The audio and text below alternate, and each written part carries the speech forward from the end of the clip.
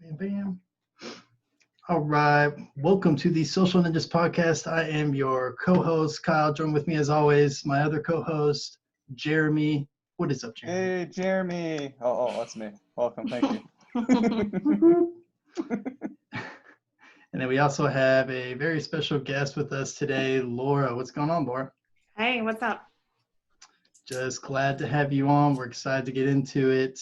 I guess to kind of start us out, if people don't know who you are and kind of what you do, can you give us a little background and kind of tell us what you do now?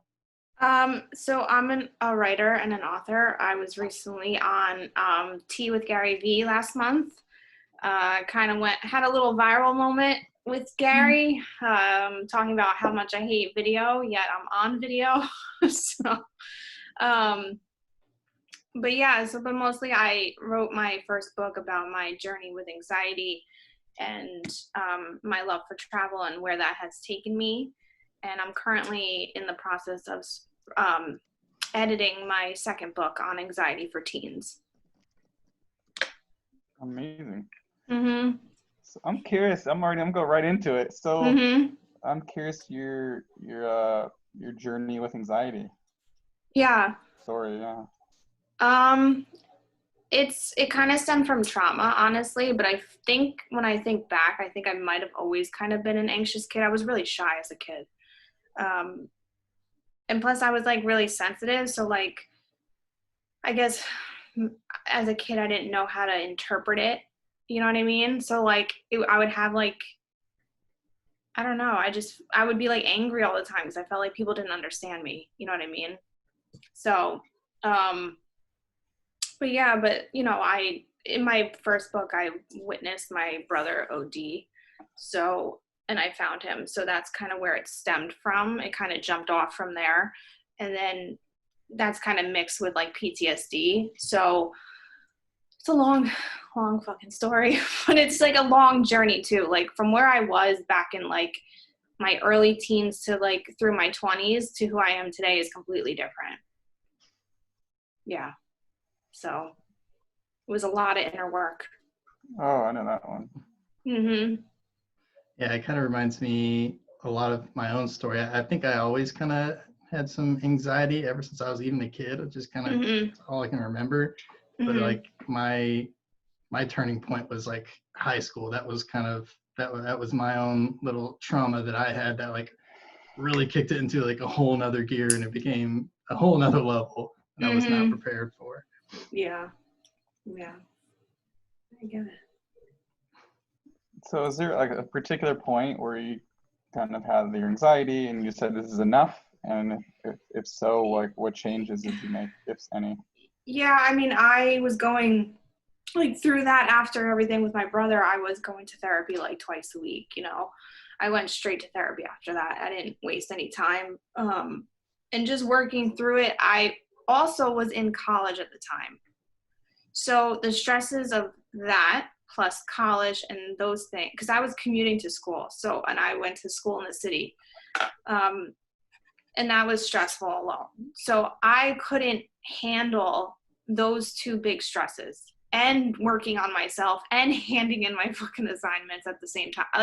It was just too fucking much. It was like, that's a lot, yeah. Yeah, it was like it was a tornado of shit and I just couldn't deal with it. So I was on medication at that time.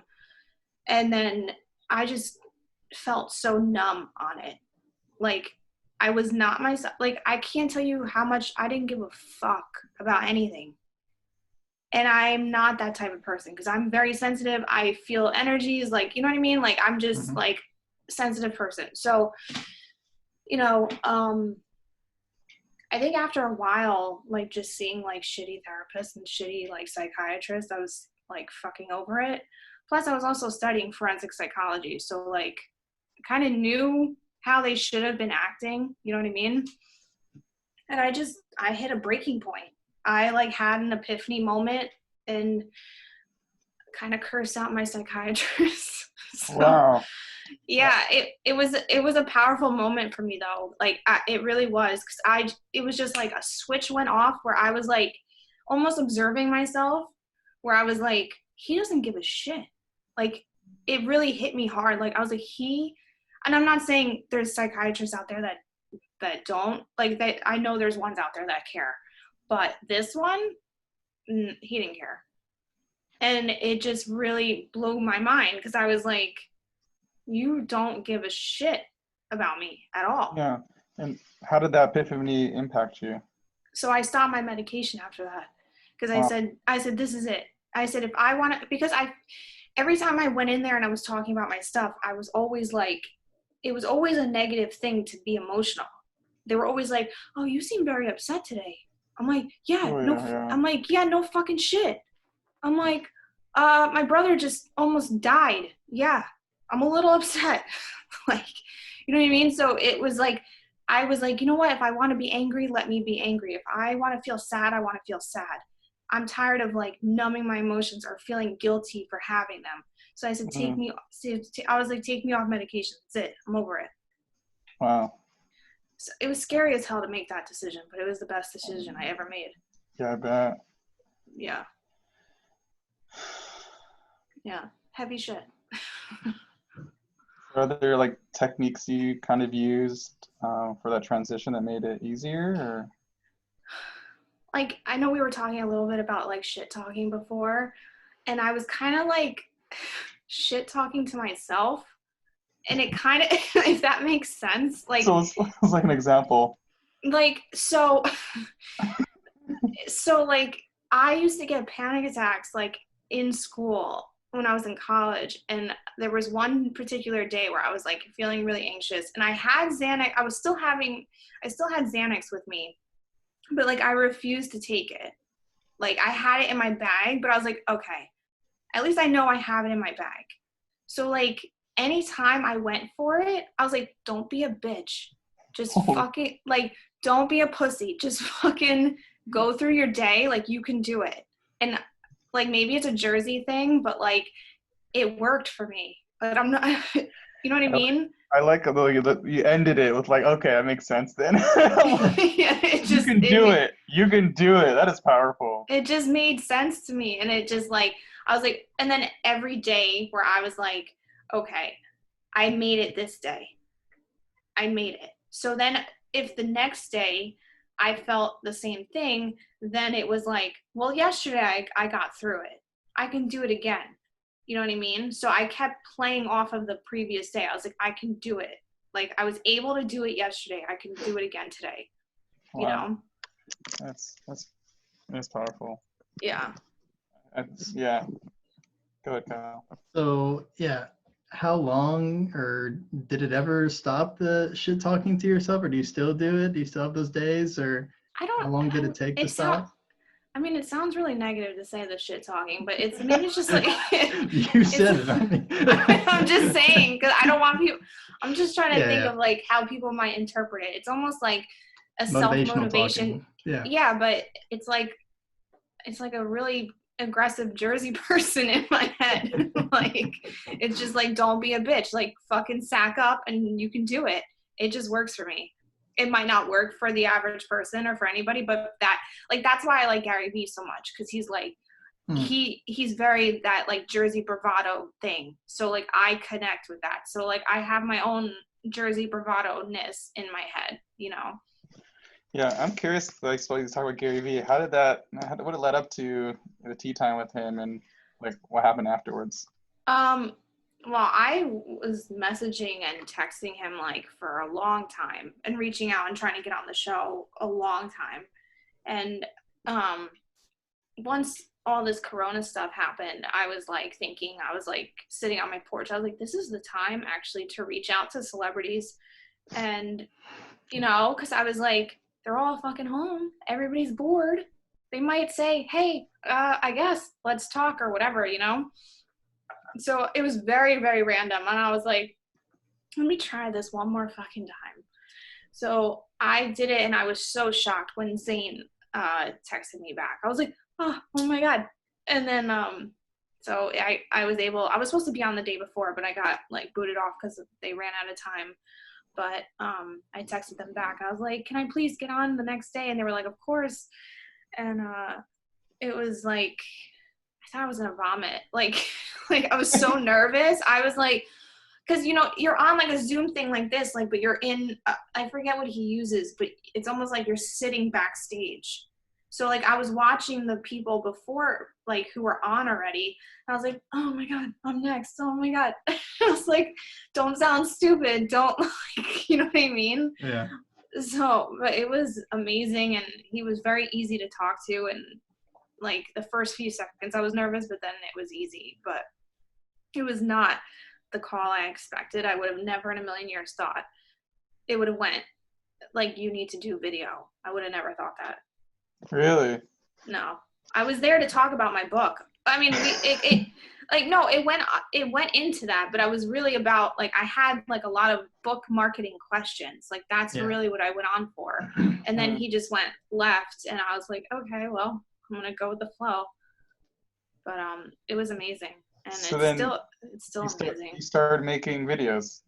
Yeah, the moment I got off the phone. Yeah.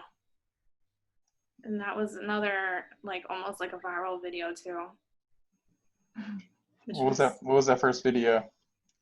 Me like cringing like a motherfucker, and crying because I just was overwhelmed by, like, I honestly didn't expect people to take such, you know, like, they just really loved my story. Like, and I wasn't like trying to be somebody else. Like I was solely being me. So it just took me, like, it caught me off guard. And it was like, it was humbling as fuck, you know?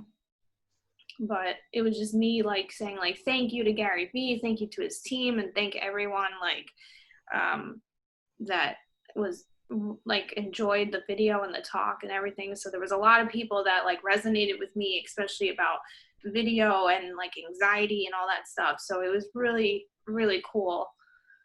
You know, I've been doing this for such a long time. So it's like, now my stuff is sort of on the map, you know?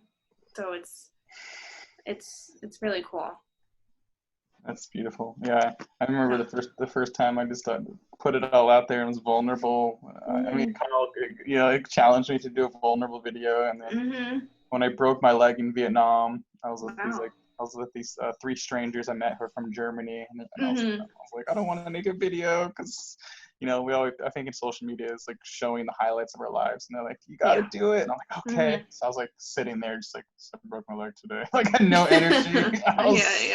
Did not, and I got so much love about it. So it's something.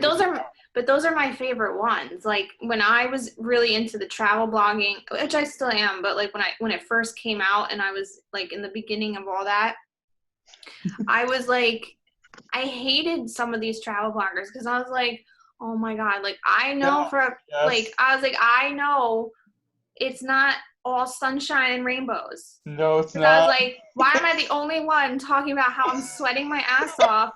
Like I didn't eat all day. Like I don't know where the fuck I am. Like, why is nobody talking about that? Yes, I thought, hi, we're out here in Taiwan. It's all like, no, what do you? Like, and I'm very blunt. Like I like to keep it real because I'm like, no, there was a lot of times where I'm like, this fucking sucks. Like, you know, and it's like people are in ball gowns in the middle of Italy. I'm like, get the fuck out of here. I was like, who travels like that? I'm like, come on. I mean, like, maybe that's me hating. I don't know. I just don't think that's authentic. You know what I mean? Just to a degree. Go ahead, Kyle. I was just wondering what traveling was like. I mean, did you go out and start traveling to kind of not play with your anxiety, but kind of mess with that a little bit, or? Yeah. I mean, I got nominated to go.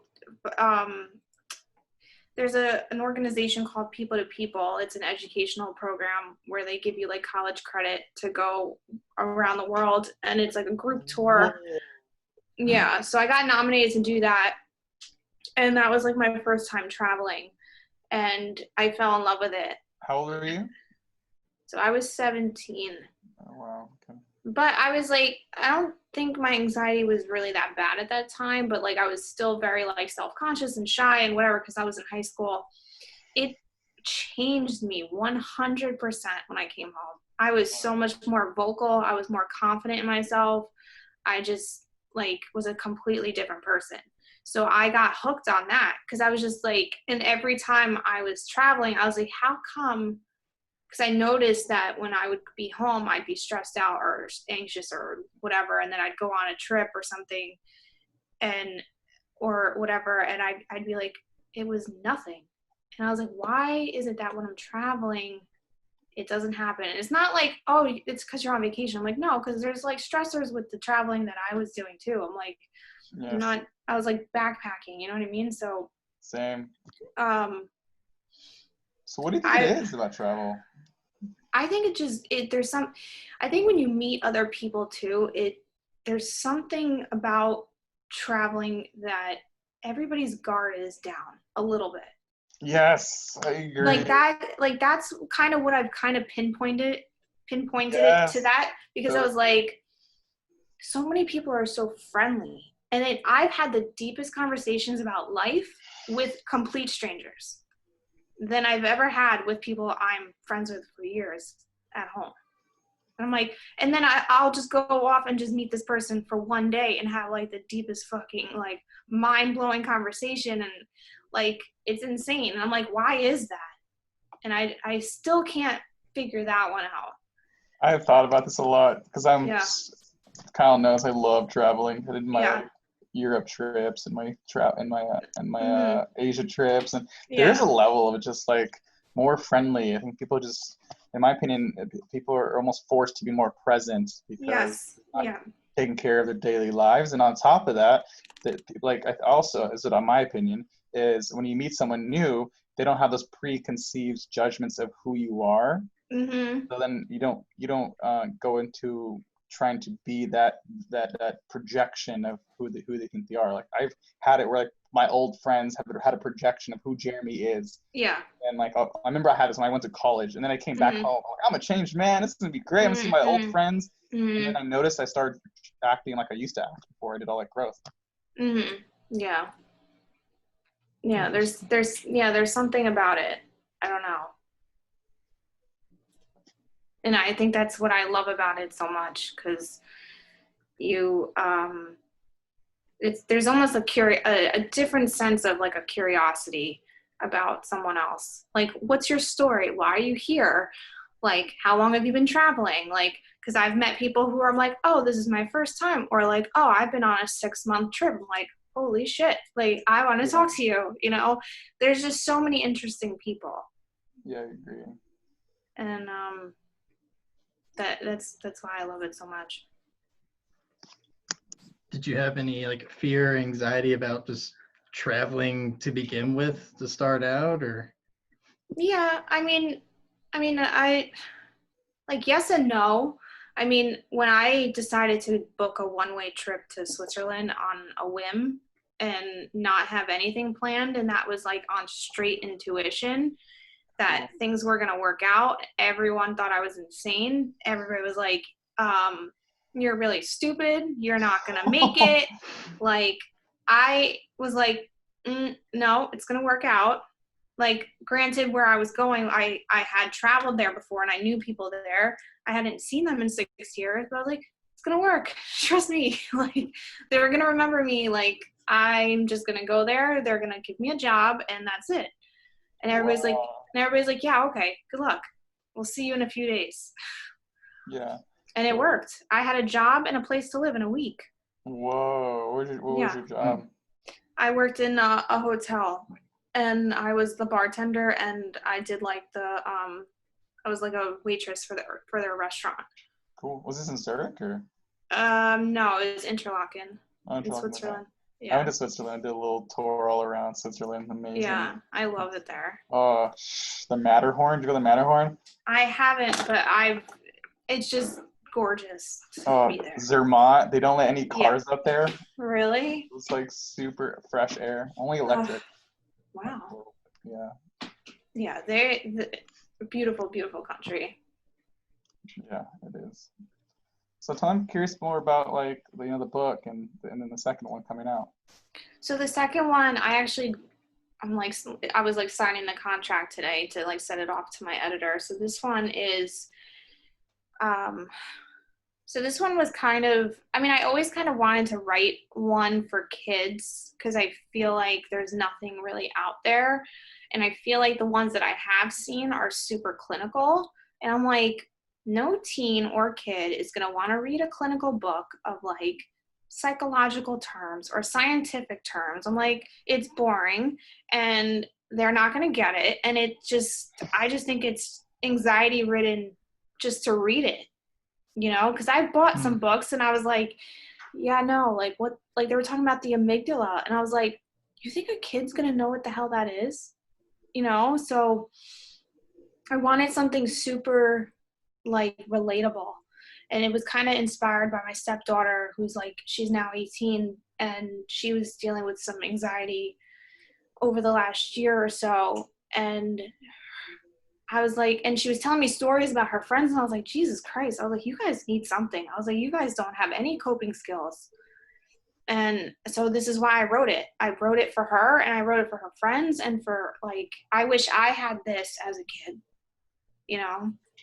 So I'm hoping it really takes off because especially now with all what's going on between Corona, between now all these protests, like, it's a lot of anxiety energy going on, you know? Yeah. So I'm excited about it, but it's going to be good, I think. So, go ahead. So I love that you're making the book for teens, because I agree. There's really like no resources hardly at all. Wait, are you guys frozen?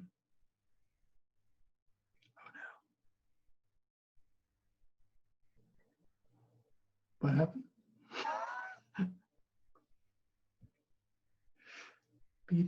Appears I'm by myself. Not sure what happened to Laura and Jeremy. What are some of your favorite nuggets of information for teens that are going through something as far as anxiety or mental health? I think for teens to know that it's so normal, but not in normal in a sense where it's just like I'm dismissing what you're feeling. Do you know what I mean? Like but it's so common and it's so normal, and I don't think it's talked enough about. And like, I feel like therapy is just becoming a cool thing. You know, it was like not seen as like a cool thing when you're a kid, or at least when I was. I don't, like, you were like, why are you going to therapy? You're like, you're crazy. Yeah, as soon as you go to therapy, something's wrong with you. Yeah, and I think we have to make it cool. And yes! I think it's true. Like, you have That's so like, true. And they have to, like, you know, it has to be talked about more, because like the intrusive thoughts that people have, you have no idea how many things, like fucked up things that are in our heads is normal. And like a lot of people think fucked up shit, but nobody talks about it. So there's like a stigma, you know, or it's like not, you know what I mean? So another thing I just thought of is, because I know there's a lot of like techniques out there where it's like meditation and like, you know, all these relaxing techniques, and I've seen them in books too, where I'm just like, or in articles where it's like, okay, let's list the 5 reasons or ways you can get rid of anxiety. It's like, let's just sit and like meditate. I'm like, people don't want to sit and meditate. Some people can't, you know, and there's other ways to do it, and there's other forms of meditation, which I think needs to be talked about more. Like, you can meditate, like, there's like, my favorite one is a walking meditation or a working meditation. So like for me, writing, yeah, I'm working, but it's very meditative for me. So, or it's like, for some weird reason, me washing the dishes, that's meditative. Or like taking a drive or taking a walk, you know, is like, because it's just another way to calm the mind. And I think people need to know different ways, so it's not overwhelming where it's like they feel pressure to just do what is typically out there, you know? Yeah, I agree. I think I used to get stuck in this bubble of this works for this person and why isn't it working for me? And then I get upset with myself. But now it's like different things for different people, and I switch it up also to keep it like fun and interesting.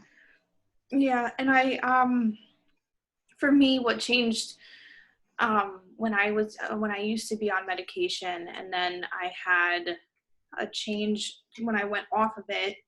I stumbled upon exercise, which I never really was doing, but I do like high interval training. So like, you know, like the insanity workouts, like Shaun T and stuff like that. I used to do that. Love him. Crazy. Love doing it him right now. So I've done all his workouts, and between me getting off medication changed the game, and just doing his workouts changed the game for me, because then you get those natural endorphins. It's a natural high. So to me, I'd be like, that's like, you get the same feeling you would get if you were to take Xanax. Yeah. And it lasts all day. And there's no side effects. Yes. And I'm like, what? I sleep better at night? Okay. Like, sounds awful. Side effects may include feeling happier, sleeping better, getting along with people more, being more grateful. So I think it also has, like, we live in such a culture that is such a pill pusher culture, and it's devastating. Because I do have a mental health background. I used to work in it briefly. So I've seen both sides. So I've gone through it myself, and I've seen it on the professional side. How much they push medication without understanding the person that they are talking to blows my mind.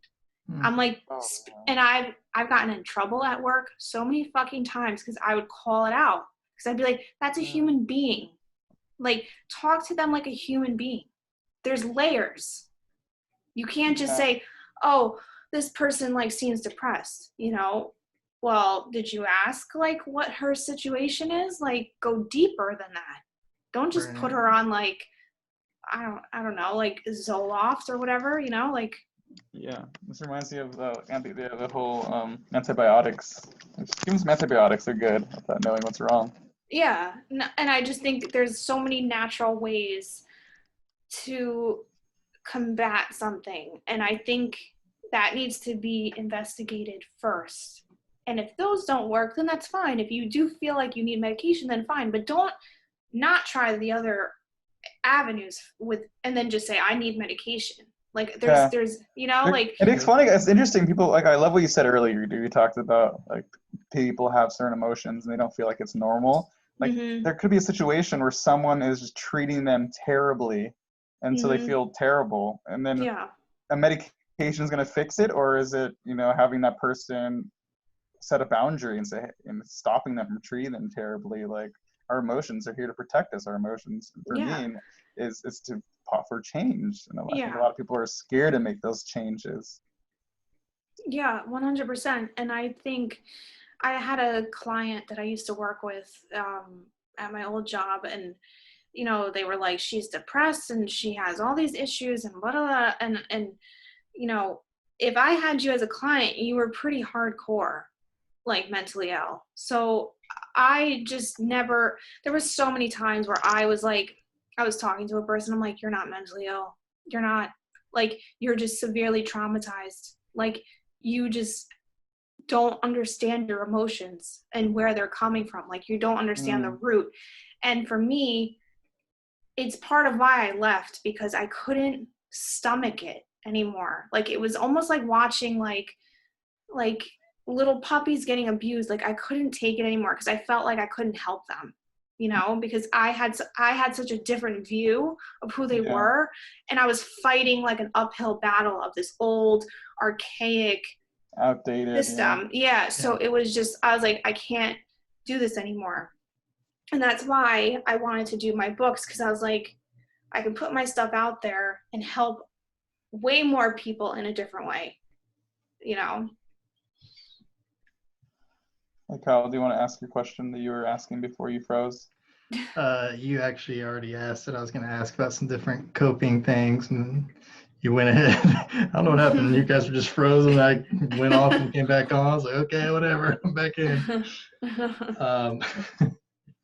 No, I agree a lot with your what you're talking about, therapy, and I completely understand the stomaching issue you were having. Just, I mean, my personal experience, I saw like, I think it was 4 therapists, and 3 of them that I saw after the first visit, they were trying to get me on some medication. And I was just like, even as a kid, it just didn't feel right to me. I was like, I don't want to be like stuck on something. Like, but yeah, man, that's what I try to tell people all the time, is like, there's like so many other things you could try before going to medication. I'm not against medication, but I think these other things should be tried 100% first before we just go straight onto that.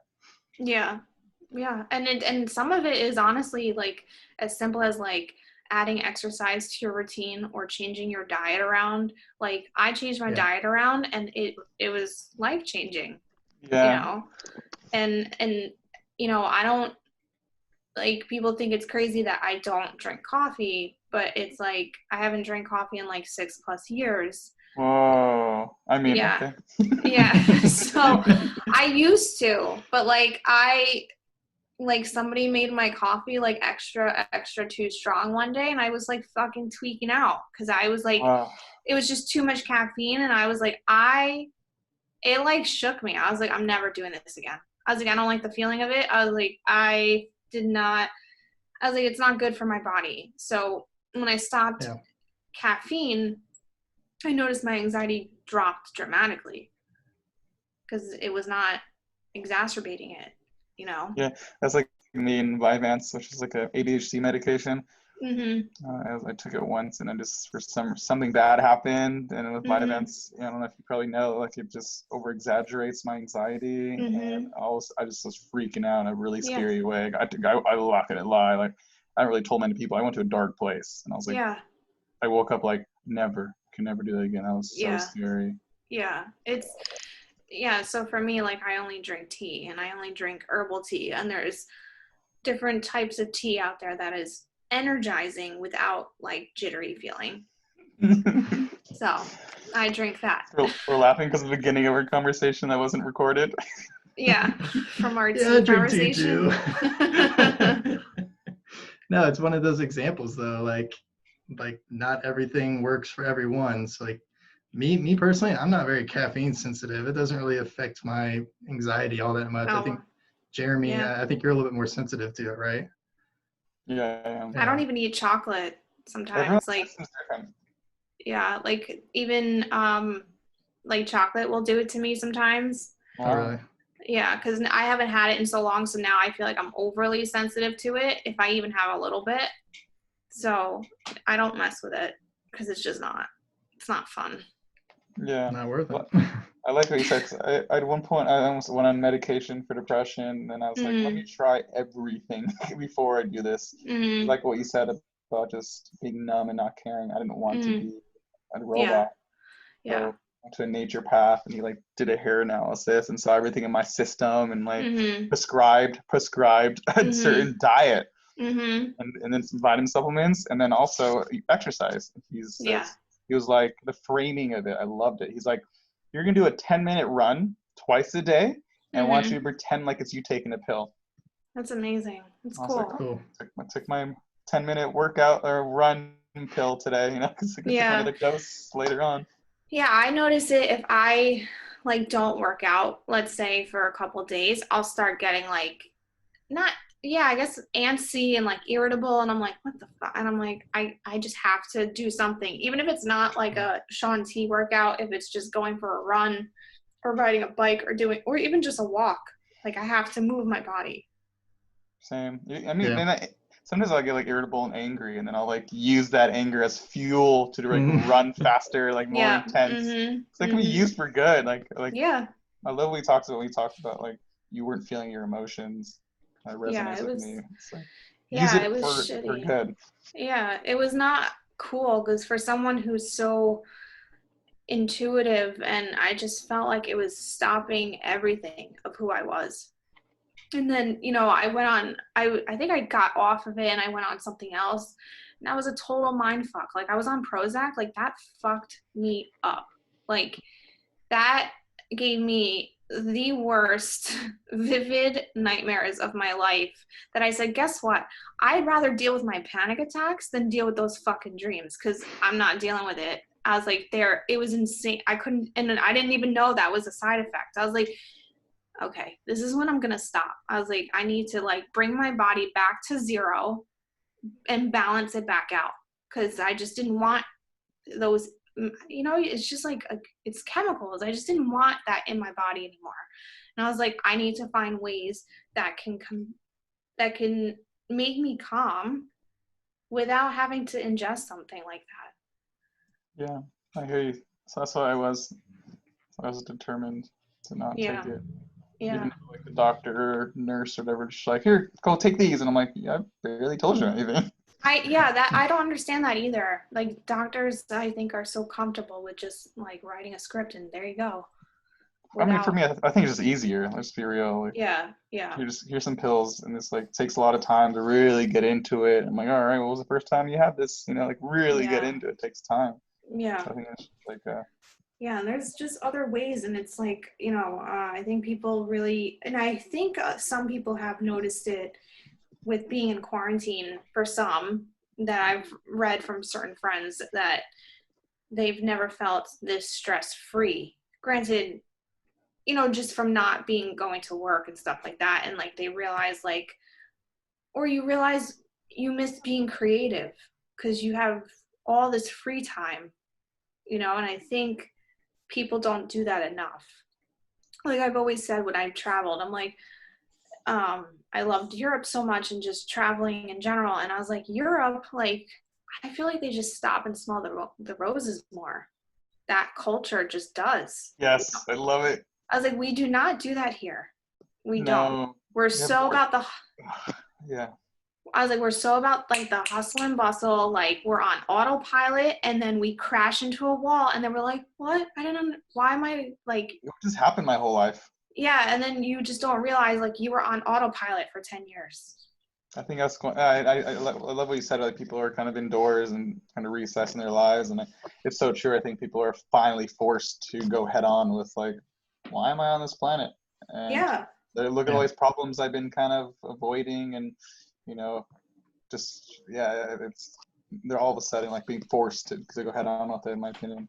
Yeah, it's I think you can, you know, obviously nobody wants our loved ones to get sick and whatnot, but I think if everybody's good and you're, you know, you're close-knit people, then you need to take that this is an opportunity, you know, to figure out what the fuck you want.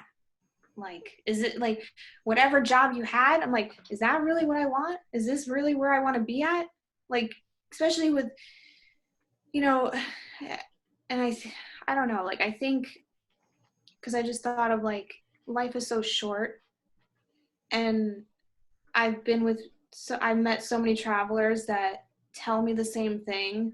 I've had young friends of mine who were so filled with life pass at young ages, and it fucks me up because I'm like, life is so short. You have no fucking clue when your day is gonna come. Like, I refuse to be on my deathbed and be like, I didn't give my fucking hardest to be a writer, you know? Like, I'm gonna try my hardest to make this a full-time gig, you know, or as a career.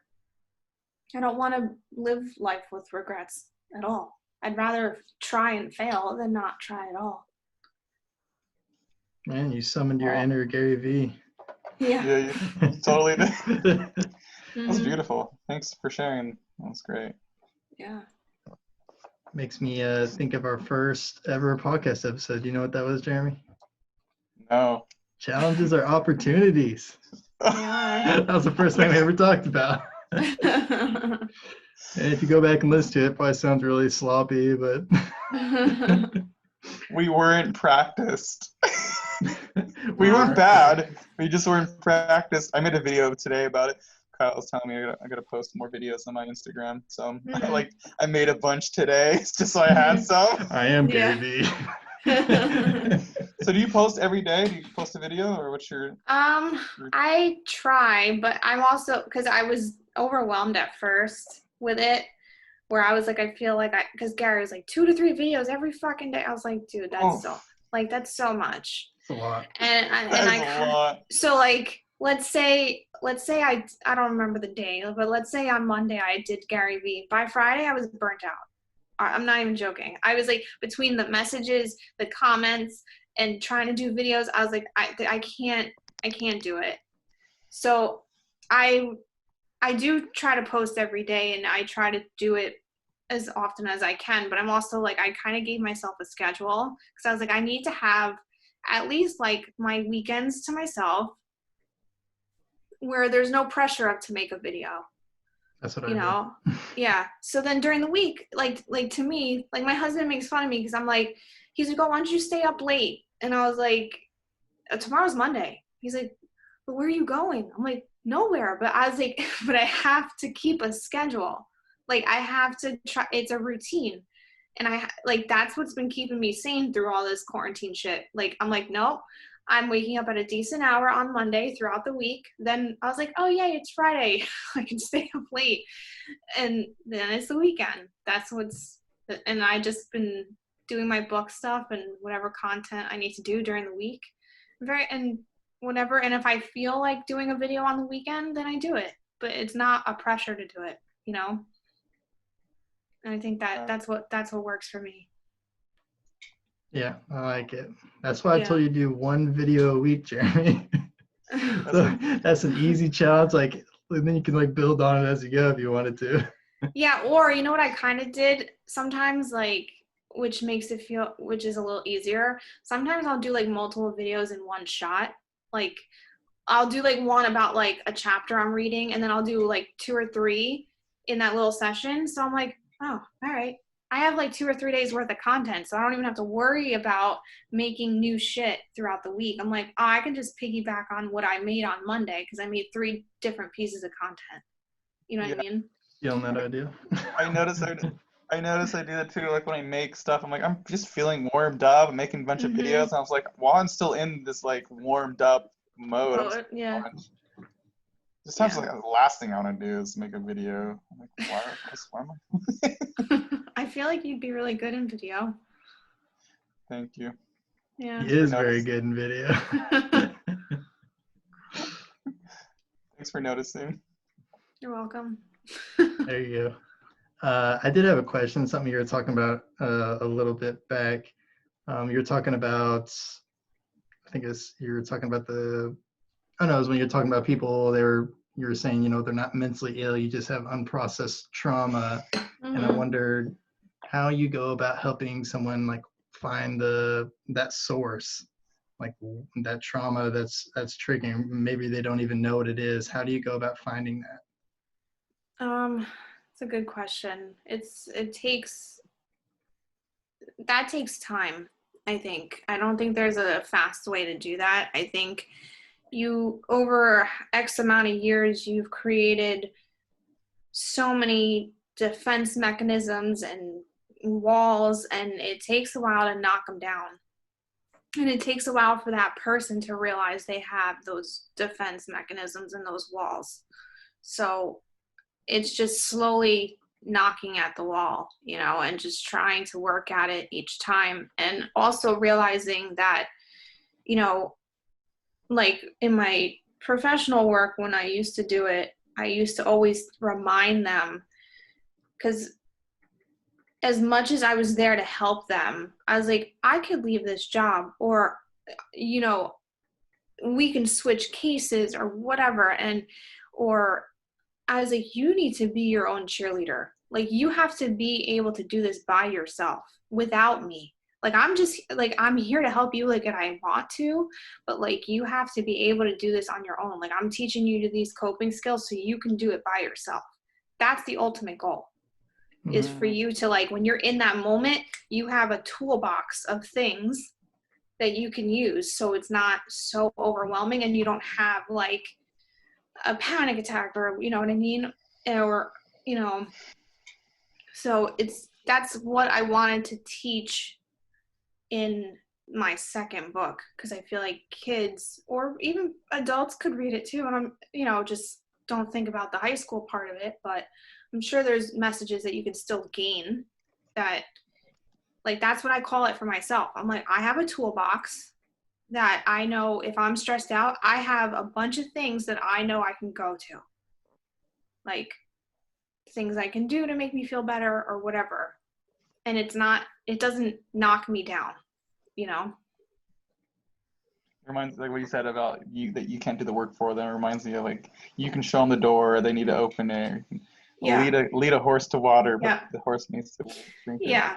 Yeah. It's true though. I mean, it's not what one wants to hear when you're doing like deep inner work.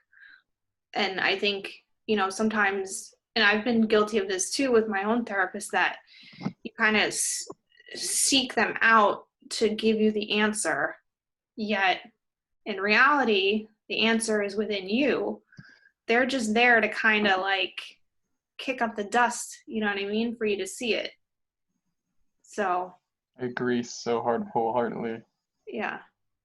It's important not to have like you said, you be able to have that tools for yourself.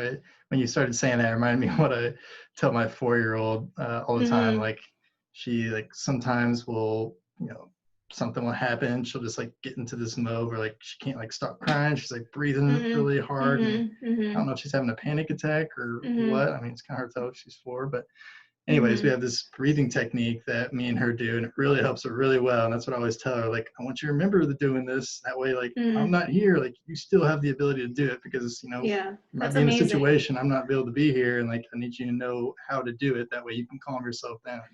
Yeah, that's amazing. My sister actually, I feel like he was almost raised in it.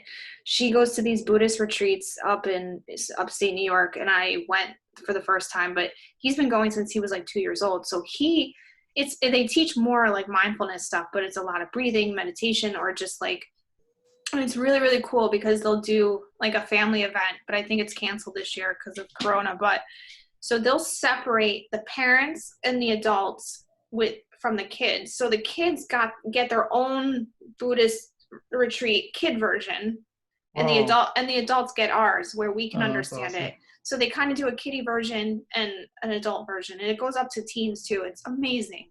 Wow. And so it's very cool. So like there's like this bell thing that they do. So like she'll just ring the bell sometimes, and then it forces you to like, you actually stop in your place. No matter where you are, you just stop and just breathe for a second. Just teaches you to like, okay, like woosah. Yeah, woosah. I heard that before. I did my Vipassana meditation retreat. It was amazing. Yeah, that was my first time doing it. It was really cool. For some reason, like the one thing that really stuck to me, and I thought of it now because of everything going on, and now the lines and everything are so long going to the stores and stuff like that. And it was just a practice of being present and being just being mindful of things and not being like so in a rush, because you're so used to being in a rush, or it's like, especially here in New York, you're like, all right, hurry up, you know, and like you're on the line like at this retreat and you're like waiting for food and like everybody's moving slow. So it's triggering, especially if you're from this area, because you're just like, are you fucking kidding me? Move your ass. like you're thinking that in your head, but then you're like, okay, stop. Like you're gonna get your food or whatever, and it's just like trying to shut off like that, like let's go, and just slow and be slow. So like I saw people like at Home Depot the other day, like getting so frustrated with the lines being so long. They're like, what the fuck is this? Like, why do I have to be here? Da, da, da. And I thought back to that moment. I was like, relax. Like, we're all gonna like get our plants. Like, everything's gonna be okay. Like, calm down. Like, this one person was like really having a fit about like this lady allegedly cutting the line. And he was like defending me because he was like, she cut you. And I was like, I don't care. I was like, she can stand there. I was like, we're all going to pay for our plants. That's it. It's fine. It's going to be good. Like, that's beautiful. It is like the dynamic of not letting external stimulus bother you. Yeah. You can't waste that energy too. You can't control what happens, but you can control how you react to what happens. Yeah. And what I liked so much about it is the monks and the nuns were the realest monks and nuns I've ever met. What's that mean? And like they were saying like they have anxiety, and I was like, you're a monk. You're a monk. And I was like, what? But I just like, I love that though. I was like, she's like, of course we have anxiety. She's like, we've been practicing for a long time, so it doesn't affect us as much, but of course we do. And I was like, what? I just like I didn't think like you guys had issues with that, but like it was just so relatable. It was just cool. Yeah, it's always a powerful tool. It's just like being relatable with someone. That's what I love, kind of what I was digging into before I got cut off earlier, but that's why I love your book. It's just like it puts it in a relatable way. Like now that I go and speak at some schools and stuff and like share my story. And I do that because like I wish somebody would have told me that when I was in school. Like, I wish I would have known I wasn't the only one feeling the way I did. Yeah, I mean, we all have been through high school. You knew when you had speakers come to the school who was full of shit and who was the realest ones. You love the realest ones. Those are the ones that you remembered because they were like talking to you on your level, not the ones of like they were, being super filtered or they like just weren't being authentic. You didn't give a shit what they had to say. You wanted to hear some real shit. Yeah. And I think that's what people want. And it's like people know that things are not all like perfect. So it's like when you try to portray yourself that you are and never show a moment where you're struggling, people are not going to like it because it's like you're not being your authentic self. Like we all have media. Like that. Like we all have our moments. And like another thing like from like that Buddhist thing that I really loved was like just everybody's like, oh, like be present, you need to be present, like be in the present moment. And I loved when somebody told me that, because I love that and hate that at the same time, because I'm like I don't want to be present in this moment right now. Like I'm in a fucking mood, so it's like they said it's an art, and it really clicked to my mind, to my head, where I was like, I've never heard it described like that. It's an art. So like when you're practicing an art or any type of dance or anything, like a sport, whatever, it's like you're not gonna get it on the first try. It's an art form.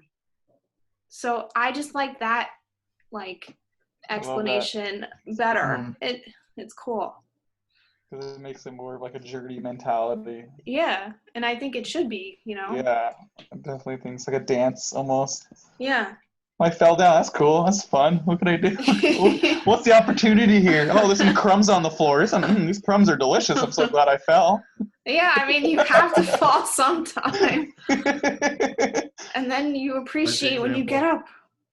Yeah, I had like I messed up. Like that was a really awesome mistake. That was great. Yeah. You fail. Yeah. All right. Well, I know we're coming to a close here, but one question we ask all our guests before we let you go is if you have one message to be able to share to all of humanity, you have the ability to do so, what would it be? What would it be? To say that last part again? So if you're able to send one message to everyone on Earth, what would it be? So it's something I write in every book that I sign for everyone, and it's be unapologetically you. Or no, sorry, be unapologetically authentic. Nice, I like that. And I live by that. And I think it shows a confidence in who you are. And I think if more people did that, it would really change the world. Beautiful. If someone's looking for your books or looking for your Instagram, where would they search? So it's my Instagram, Twitter, and most of Instagram, Twitter. It's Travel Jersey Girl, but it's JERZ. That's the way it's spelled. And then Traveling Jersey Girl on Facebook, and then my book is on my website, travelingjerseygirl.com. That one will be autographed by me. And then I also just recently put up an ebook version because a lot of people were international and wanted to buy it from my website. So I have that. And then I also have, it's also available on Amazon for Kindle and paperback if you don't want to, for any reason, don't want a signed copy. But yeah. Thank you. Thank you so much for coming on the show and being real and unapologetically authentic with us. Yeah, thank you. This was fun. Thank you. And present. Yes. Well, yep. Thank you for coming on, Laura. And if you are listening, please make sure you subscribe to the podcast. Leave us a 5-star review if you loved it. I'm sure you did. And please share this with your friends and family so we can spread more message about the rounds of the mental health world. I'm not sure where my accent turned. Anyways, I'm just going to pause before I go any further. Just go with the flow. Let it go. Just being authentic. That's what I do. Yes, yes. And if you don't like it, it's okay. I still love you. All right? Yeah. All right. See you guys next week.